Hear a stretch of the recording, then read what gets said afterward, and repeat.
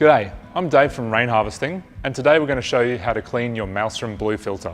The first step is to just get access to your Maelstrom filter. To do this, you might need to get up on a step ladder so you can remove the lid. Just undo these clips around the edge,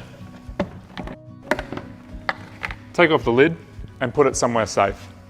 The next step is to remove the blue filter itself. So on top of the Maelstrom blue filter is an easy grab handle.